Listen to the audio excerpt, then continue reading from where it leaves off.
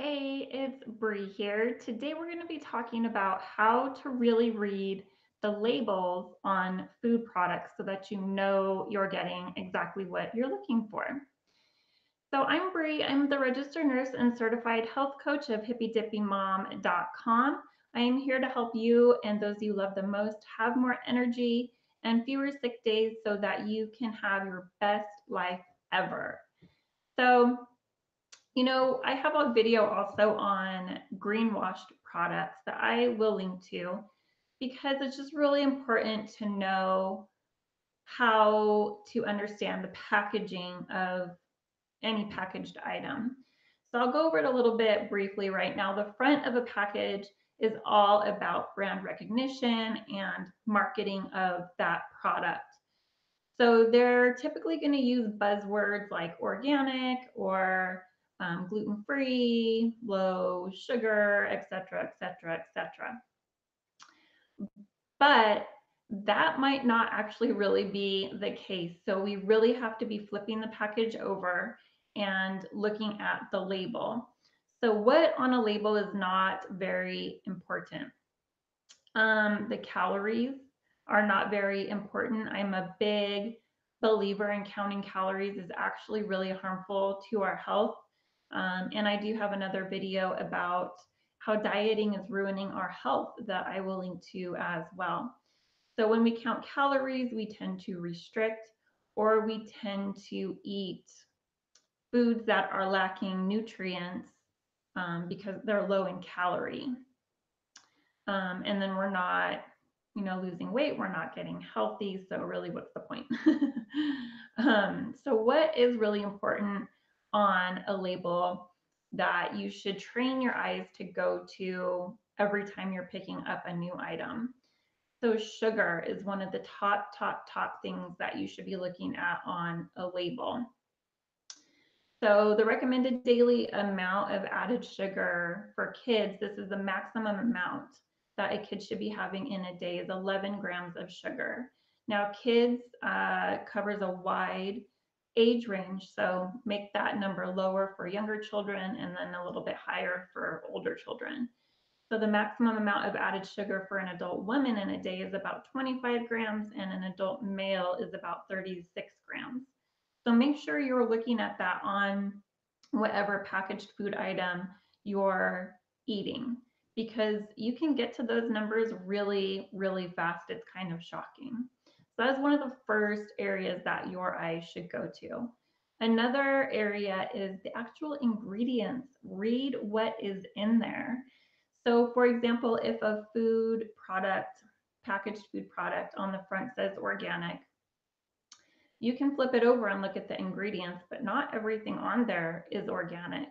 So just because something says organic on the front doesn't mean one, that it's healthy for you, and two, it doesn't mean that everything in there is organic. So again, really read what is actually in there. So some keywords that I like to share with my clients, these are keywords that when you're reading the ingredients that you want to avoid. So if these keywords are listed in the ingredients, you do not want to be purchasing or consuming whatever is in that package.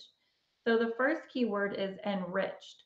So you're typically going to see this with a flour, like enriched wheat flour. So what that means is that they took whole wheat, they pulverized it and broke it down into a flour. They stripped it of any possible nutrients that were in there, but then they enriched it with synthetic, man-made, harmful uh, nutrients. So again, these are vitamins and minerals that we do need, but because they're synthetic and man-made, our body doesn't know what to do with them. And really, it just ends up building up and being harmful to our health. So enriched is that first word.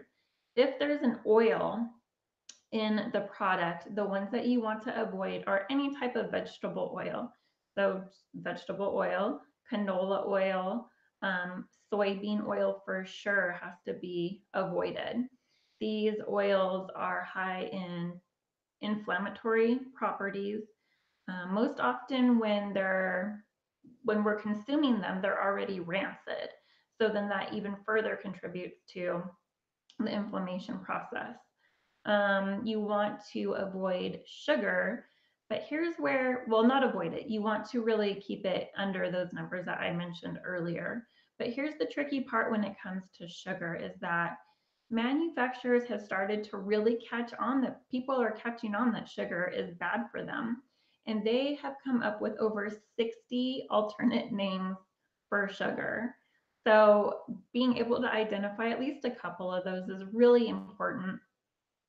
Some alternate sugar names are maltodextrin. Of course, anything ending with OSE is sugar, but then also honey is sugar and maple syrup is sugar. So just because it comes from nature doesn't mean that it is good for you, especially in large amounts. Okay. Another word, and this one shocks a lot of people when I throw it out there. The next ingredient you want to avoid is natural flavor.